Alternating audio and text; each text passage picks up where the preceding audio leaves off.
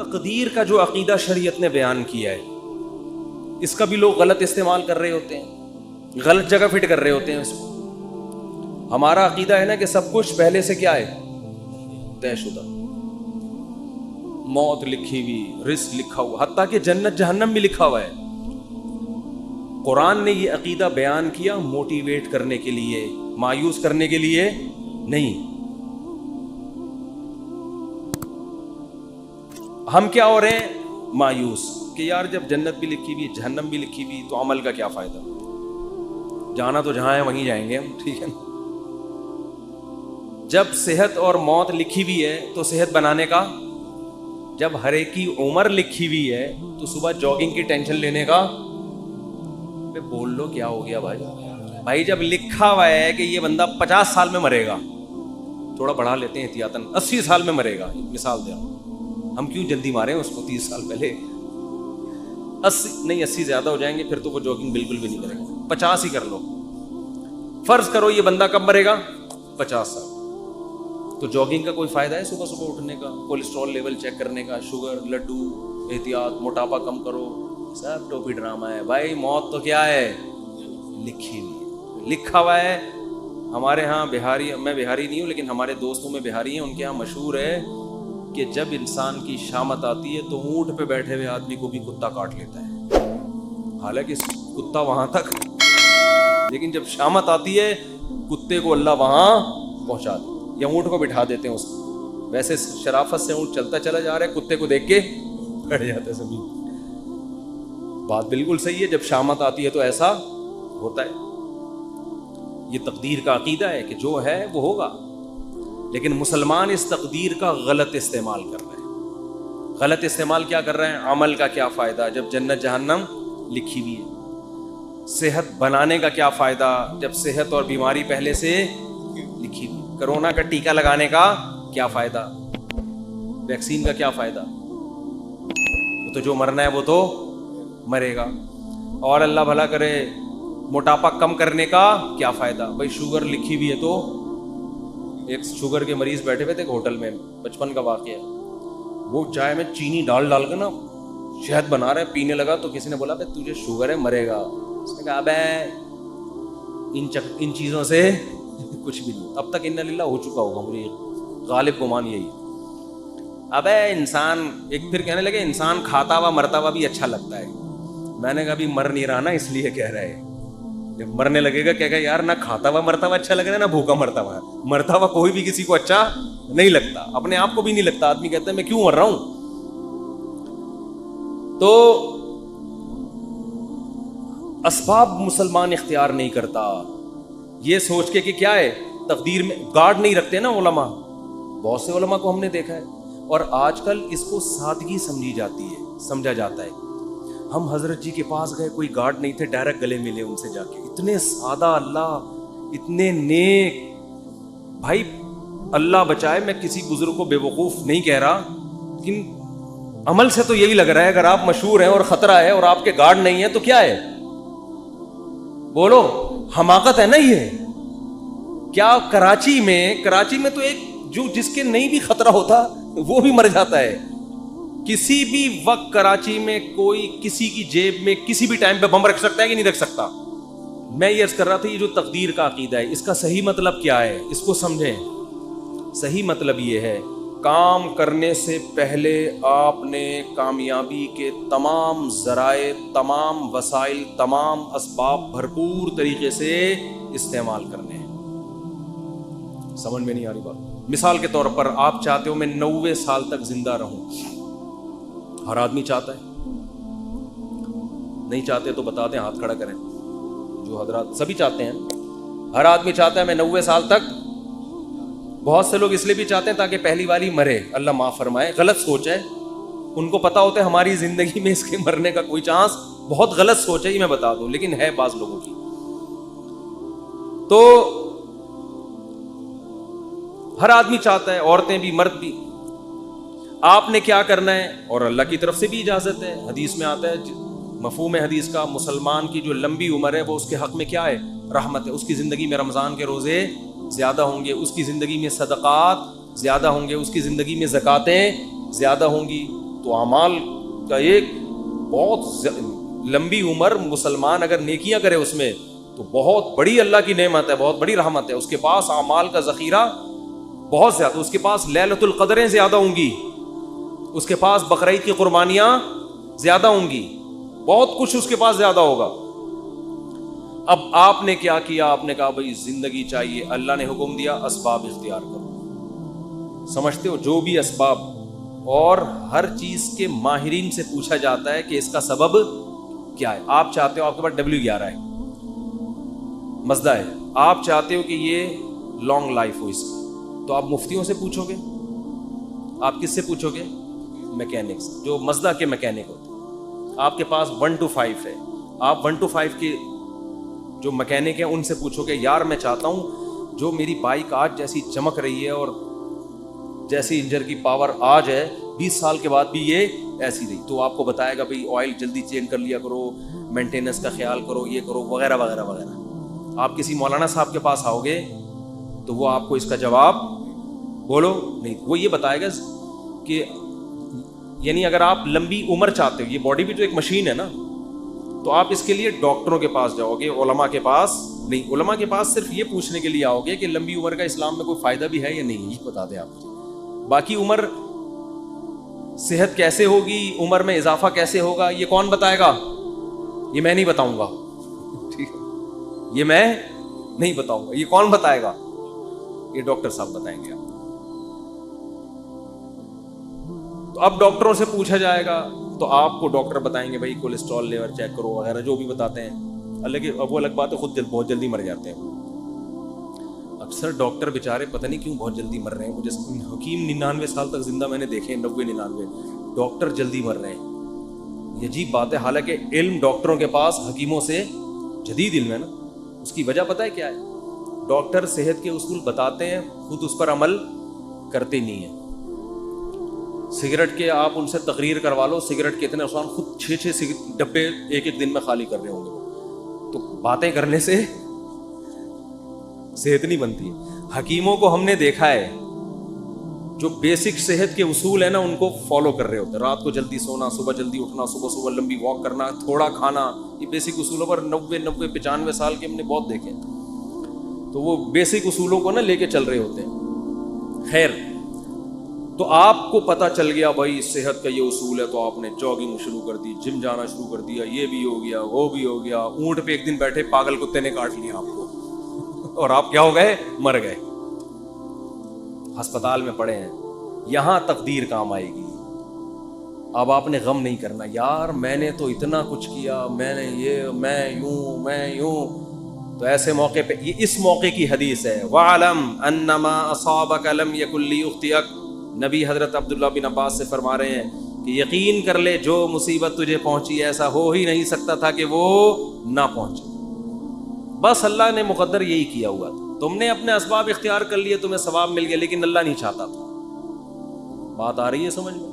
تو ہو جاتا ہے ایسے موقع پہ ہے, پہلے نہیں ہے, کام کے بعد ہے. بشرطے کہ آپ نے کام پورا کیا ہو. آپ نے کام پورا کیا ہو. اگر آپ نے کام پورا نہیں کیا پھر تسلی کا آپ کو حکم نہیں ہے. آپ شوگر کے مریض ہیں, 6 لڈو کھا کے آپ کی شوگر ہائی ہو گئی, آپ پڑھے میں کہہ رہے مقدر میں یہی لکھا ہوا تھا, گناہ ملے گا ایسے الفاظ کہنے سے.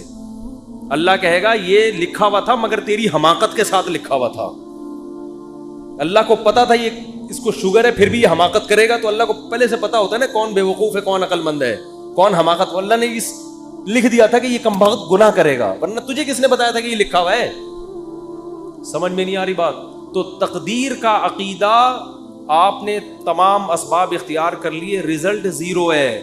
تو ایسے موقع پہ غیر مسلم ڈپریشن میں جاتا ہے کہ یار میں کامیابی کے سارے اسباب اختیار کر رہا ہوں مگر نتیجہ کیا ہو رہا ہے؟ 0. یہ جو موٹیویشنل اسپیکر آپ کو کامیاب لوگوں کی 7 گٹس بتا رہے ہوتے ہیں نا, 7 علامتیں, یہ ان کی بتا رہے ہوتے ہیں جو ہو چکے ہیں کامیاب. ورنہ بعض میں 14 علامتیں پائی جاتی ہیں 7 کے بجائے, وہ پھر بھی کامیاب بولو پھر بھی نہیں ہوتے. یہ تو آپ کو وہ بتا رہے ہوتے ہیں 7, وہ ہے نا مشہور کتاب ہے 7 ہیبٹس, کچھ اس طرح کا نام ہے اس کا, 7 عادتیں کامیاب لوگوں کی. اس میں وہ بڑی خاندانی عادتیں, تو اس میں پھر وہ فلانا جو تھا وہ یوں ہو گیا تھا, وہ اتنا ہو گیا, وہ ویسے ہو گیا. بھائی یہ کتاب اس میں بھی لکھو فلانے میں 7 کے بجائے کتنی علامتیں تھی, یہ 7 بھی تھیں اور الگ سے گریوی میں 7 اور بھی تھیں اس کی, ٹھیک ہے.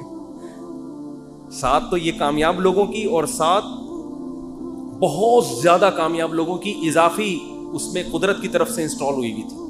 14 علامتیں ٹوٹل پائی جاتی تھی جو دریافت ہو سکتا ہے اس کے علاوہ بھی پائی جائے, لیکن وہ اونٹ پہ ایک دن بیٹھا اور پاگل کتے نے اس کو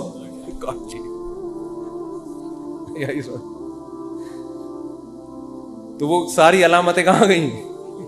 ہوتا ہے ایسے. وہ میں اکثر امام شافعی کا ایک شعر پڑھتا ہوں. امام شافعی بہت بڑے شاعر تھے, ان کا ایک شعر ہے, وہ شعر کہتے ہیں کہ اذا سمعت بان مشدودا حوا عودا فاثمر في يديه فصدقي واذا سمعت بان محروما اتى ماء ليشربه فغاض فصدقي یا فحققی. امام شافعی فرماتے ہیں کہ اگر تمہیں پتہ چلے نا کسی کی اچھی قسمت ہے, خوش قسمت آدمی, اس نے ایک دن لکڑی ہاتھ میں پکڑی اور لکڑی نے وہیں پھل دینا شروع کر دیے, ابھی اس نے اس کو زمین میں دبایا بھی نہیں, درخت بھی نہیں, پانی کھاد یہ اس پروسیس سے گزرے بغیر ہی قدرت نے اس کا ایسا ساتھ دیا کہ لکڑی نے یا بیج نے ہاتھ میں ہی پھل دینا شروع کر دیے. فصدقی, تصدیق کر دیا کرو, خوش قسمتوں کے ساتھ ایسے واقعات ہو جاتے ہیں. مٹی میں ہاتھ ڈالیں سونا بن جاتی ہے. وہ ہوتا ہے نا, جس کاروبار میں ہاتھ ڈال رہے ہیں وہ ایک دم چلنا شروع. ایسے بہت سے لوگ ہم نے دیکھے, وہ گولے گنڈے کی ریڑھی لگائیں کروڑ پتی ہو جاتے ہیں, اور جناب وہ جس کام میں ہاتھ ڈالتے ہیں برکت. اور ایسے لوگ بھی ہیں, کوئی کروڑ پتی تاجر نے ان کو بلا کے صرف چائے پلا دی اپنی دکان پہ, مشورہ لے لیا چھوٹا سا, اور کاروبار ٹھپ ہونا شروع. کروڑوں کے کاروبار جب ان کے حوالے کرو تو ایک دم بیٹھ جاتا ہے وہ. بعض دفعہ ان کی اپنی حماقت ہوتی ہے, بعض دفعہ اللہ کی طرف سے بھی ہوتا ہے. تو فرماتے ہیں وَإِذَا سَمِعْتَ بِأَنَّ مَجْدُودًا حَوَا عُودًا فَأَثْمَرَ فِي يَدَيْهِ فَصَدِّقِي. خوش قسمت آدمی کے بارے میں اگر تم نے سنا کہ لکڑی ہاتھ میں پکڑی اور اس نے پھل دینا شروع کر دیا, مان لیا کرو ایسے واقعات ہو جاتے ہیں خوش قسمتوں کے ساتھ. وَإِذَا سَمِعْتَ بِأَنَّ مَحْرُومًا أَتَى. اور جب بدقسمت آدمی ہے اس کے بارے میں کبھی خبر سننے کو ملی کہ اس کو صرف پانی چاہیے تھا, کوئی کروڑوں اربوں روپے بھی اس کی خواہش بیچارے کی نہیں, وہ کہہ رہے ہیں پانی مل جائے مجھے پیاس لگ رہی ہے, اور اسباب ایسے پیدا ہوئے کہ بھرا ہوا کنواں, اب تو ملے گا ہی پانی. اب وہ خوش ہو گیا کہ اب تو میری قسمت جاگ گئی. بھائی صرف 1-2 گلاس نہیں, کنواں کیا ہے بھرا ہوا اور میرے قریب ہی ہے, اب تو پانی تو ملے گا, میں تو کروڑوں بھی نہیں مانگ رہا اللہ سے. وہ پانی پینے کے لیے آیا, کنویں نے اس کو دیکھ کے, پانی نے جب اس کو دیکھا اس کو دیکھ کے نیچے ہو گیا کہ تجھے نہیں, سب کو ملے گا تجھے نہیں ملے گا. یعنی پانی نے جب اس کو دیکھا نا یہ آیا ہے, پانی نے کہا میں نیچے جا رہا ہوں. میں اس کو دیکھ کے, یہ شاعری میں تو تھوڑا مبالغہ ہوتا ہے بات سمجھانے کے لیے, اس کو بھی لوگ پڑھ کے بیٹھ جائیں گے یار امام شافعی اتنے بڑے محدث, یہ کیسی بات ہے. وہی یہ سمجھانے کے لیے ہے نا, یہ سمجھانے کے لیے. تو کہتے ہیں وہ دیکھ کے نیچے چلا جائے تو کیا کرنا ہے, حقیقی اس کو بھی صحیح قرار دے دیا کرو. یار ہوتا ہے بعض دفعہ اونٹ پہ بیٹھے آدمی کو کتے کاٹنے کا مطلب یہی ہے. تو لیکن یہ کب سوچنا ہے, کام ہونے کے بعد. جیسے غزوہ احد میں مشورے ہوئے, سب کچھ ہوا, شکست ہو گئی, تو اللہ نے کیا فرمایا, غم کرنے کی اجازت نہیں. تلک الایام نداولها بین الناس. یہ ایام ہم الٹ پلٹ کرتے ہیں, کبھی ان کو فتح, کبھی تمہیں فتح, کبھی ان کو شکست, کبھی تمہیں شکست. بس یہ تو اللہ کے, اگر ہمارے ہی اس کاموں سے سب کچھ ہونے لگے تو ہم میں اور اللہ میں کوئی فرق رہے گا پھر؟ ابے کیا ہو گیا بھائی, کیوں سمجھ میں نہیں آ رہا, تو یوں ہی تھوڑا سا کیا کرو نا. اگر ہمارے ہی کرنے سے سب کچھ ہو رہا ہو تو پھر ہم میں اور اللہ میں کوئی فرق ہے؟ پھر تو ہم تو اللہ بن گئے نا, جو کر رہے ہیں وہ ہو رہا ہے. ایسا نہیں ہے, بعض دفعہ ہم کچھ کریں گے ہو جائے گا, بعض دفعہ پورا زور لگا دیں گے کچھ بھی نہیں ہوگا. تقدیر کے عقیدے کا فائدہ کیا ہو رہا ہے, کام سے پہلے تو اسباب اختیار کرنے, کام ہونے کے بعد ما کتب اللہ لنا, جو مقدر میں تھا وہ, اس سے بڑا سکون ملتا ہے خدا کی قسم. اور جن کا تقدیر پر ایمان نہیں ہے نا ساری زندگی کنفیوز، ساری زندگی. بہت سے لوگ ہم نے دیکھے کاروبار میں بہت مشورے کر لیے سب کچھ، اب کاروبار شروع کیا، یار پتہ نہیں یہ والا کرنا چاہیے تھا کہ بھی نہیں کرنا چاہیے تھا. ہماری ایک ریلیٹیو خاتون تھی، انہوں نے اپنے بچے کو کون سے اسکول میں پڑھانا ہے 6 مہینے لگا دیے ان کی کھوپڑی میں بات. پھر اسکول میں ایڈمیشن کروایا تو ٹینشن، وہاں والا زیادہ اچھا تھا یہاں والا. یہ کنفیوژن اس کو ہوتی ہے جس کا تقدیر پر ایمان. بھائی آپ نے اسباب اختیار کر کے ایک فیصلہ کر لیا، فتوکل علی اللہ، کیا کرنا ہے اللہ پہ توکل. شادی بیاہ میں بہت ہوتا ہے یار یہاں کرنی ہے کہ وہاں کرنی ہے کہ یہاں کرنی ہے. پھر جب ہو گئی ابے یار وہاں کر لیتا تو، مجھے بتا بھی رہے تھے یہ انسان کی فطرت ہے. ہم جب کالج میں پڑھتے تھے نا تو ہمارے ایک دوست تھے، ان کو پینٹیں خریدنے کا بہت شوق تھا، پہننے کا بھی خریدنے کا بھی. تو ہم ایس ایم سائنس کالج سے نکلتے، یہ بولٹن مارکیٹ میں نا پوری پینٹوں کی شرٹوں کی دکانیں ہیں. ان کے بچے اب تو ماشاءاللہ بیٹھے ہوئے بیان میں بیٹھے ہوئے، ان کے ابا کی بات کر رہا ہوں. تو وہ کیا ہوتا تھا، وہ پینٹ خریدی گھنٹہ لگا دیتا. وہ اب تو نیک بن گیا، ان کے ابا کی بات کر رہا ہوں، وہ ناراض نہ ہو جائے. وہ بیان میں ایڈیٹنگ بھی وہی کرتے، یہ والا قصہ نکالنا دے کہیں، بیان میں ایڈیٹنگ بھی انہی کے ذمہ. گھنٹہ لگا دیتے تھے وہ ہمارے دوست صاحب پینٹ خریدنے میں، یار یہ والی نہیں، یہ والی، یہ والی نہیں، یہ والی. 1 گھنٹے کے بعد جب خریدی تو اگلی دکان میں جو پینٹ ہے وہ اس سے اچھی، یار یہ والی. یہ انسان کی نیچر ہے، یہ سب کے ساتھ ہوتا ہے. آپ منڈی سے جانور خریدیں، صبح سے لے کے رات تک خریدنے میں لگا دو گے آپ. سودا لے کے جیسے ہی نکلے، ابے یار یہ کتنے کا، یہ 80 کا، ابے میں نے 85 میں کیا پکڑ لیا یار. یہ ہوتا ہے. اپنی چیز کے علاوہ دنیا کی ہر چیز اسی وقت اچھی لگنا شروع. شادی کرتے ہی اپنی بیوی کے علاوہ ہر ایک کی بیوی اچھی لگنا شروع ہو جاتی ہے. یہ شادی شدہ لوگوں کے ساتھ مسئلہ ہے. جیسے ہی شادی کریں گے نا اپنی کے علاوہ ہر ایک کی اچھی لگ رہی ہے. یہ ان لوگوں کی عادت ہے جن کا تقدیر پر ایمان بولو نہیں ہوتا. تو آپ نے ہر کام سے پہلے اسباب اختیار کریں. جب کام ہو گیا بھائی اللہ کے لیے، میرے اللہ کے علم میں میرے لیے اس سے بہتر نہ گائے تھی نہ بیوی تھی، ٹھیک ہے، نہ بچڑا تھا نہ بیوی، نہ بکرا، نہ اللہ کے علم میں میرے لیے اس سے بہترین بکرا کوئی بھی نہیں تھا. اگرچہ یہ صبح سے بک رہا ہے، بول رہا ہے کچھ نہیں. تو اسی طرح جب خوب محنت کرو، جب ہو گئی شادی ہو گئی، اللہ کے علم میں اس سے بہتر میرے لیے کوئی بیوی ہو نہیں سکتی. اس کی خامیاں ہیں یار، خامیاں تو سب میں ہوتی ہیں. ہمارے حضرت فرمایا کرتے تھے کہ جب تک شکر کا جذبہ پیدا نہیں ہوگا، جب تک یہ عقیدہ نہ رکھیں کہ جتنی خوبصورت میری بیوی ہے، چاہے وہ جتنی ٹیڑھی میڑھی ہو، آڑی ترچھی، اللہ کے علم میں میرے لیے اس سے خوبصورت کوئی بھی نہیں تھی. وہ ہوں گی بہت ساری، وہ میرے لیے اللہ نے پیدا ہی نہیں کی. میرے لیے جتنی عورتیں تھیں نا ان میں سب سے خوبصورت یہ تھی. جب تک یہ جذبہ نہیں ہوگا آپ کو سکون. اور عورت بھی یہ سوچے بھائی جتنے میرا میاں کتنا ہی آڑا، ڈینٹنگ پینٹنگ کا بہت کام ہے اس میں، ٹھیک ہے نا، بہت کام ہے، لیکن اللہ کے علم میں میرے لیے اس سے بہتر ہسبینڈ ہو نہیں سکتا. وہ ہوں گے. وہ خواتین کی بھی عادت ہے ناشکری والی. عورتیں اکثر اپنے میاں سے بحث کر رہی ہوتی ہیں، اس کے میاں کو دیکھا وہ تو یہ شاپنگ کراتا ہے، وہ تو یہ خریداری کرتا ہے. اس کے میاں میں جو خامیاں ہیں وہ بیان نہیں ہوتی. ایک صاحب کہنے لگے، ایک خاتون نے کہا کہ بھائی وہ انگریز شوہر ہے، وہ اتنا تھینک یو، اتنے اچھے اخلاق سے اپنی بیوی سے بات کرتا ہے، اور ایک آپ وہ گالیوں سے بات شروع کرتے ہو، گالیوں پہ ختم کرتے ہو. تو میں نے کہا گالی والی تو نہیں دینی چاہیے، لیکن اس کو بولو یہ جو انگریز ہوتے ہیں نا، صرف تھینک یو کے علاوہ ایک دھیلا اپنی بیوی کو دے کے دکھائے. تو آپ اپنی وائف سے بولو کہ سارا نان نفقہ میرا معاف کر دو، گیس بجلی کا بل معاف کر دو. پھر اور اس ہر نوٹ کے بدلے میں ایک تھینک یو. نہیں ہاری بات، ہر نوٹ کے بدلے میں ایک تھینک یو. تو تھینک یو کی گردان پوری بیٹھ کے سنا دے گا. زندگی میں کبھی اس کی پیشانی میں بل نہیں آئے گا. تو یہ انسان کی نیچر ہے. دوسرے کی خامیاں نظر نہیں آتی، خوبیاں، اور اپنے والے کی خوبیاں نظر نہیں آتی، خامیاں نظر آتی ہیں. یہ مرد کے ساتھ بھی ہوتا ہے، عورت کے ساتھ بھی. لیکن جن کی طبیعت میں اللہ نے شکر کا جذبہ رکھا ہے, تقدیر پر ایمان رکھا ہے, وہ کہتے ہیں اللہ کے علم میں میرے لیے اس سے بہتر کوئی بھی نہیں. کوئی اگر تعریف بھی کرے نا اس کے سامنے, عورت کے سامنے, کہ میرے میاں تو اتنے اچھے ہو گئے, میرا میاں تیرا میاں میرے میاں سے اچھا نہیں ہو سکتا, صحیح ہے نا, اس کو یہ بتایا کریں.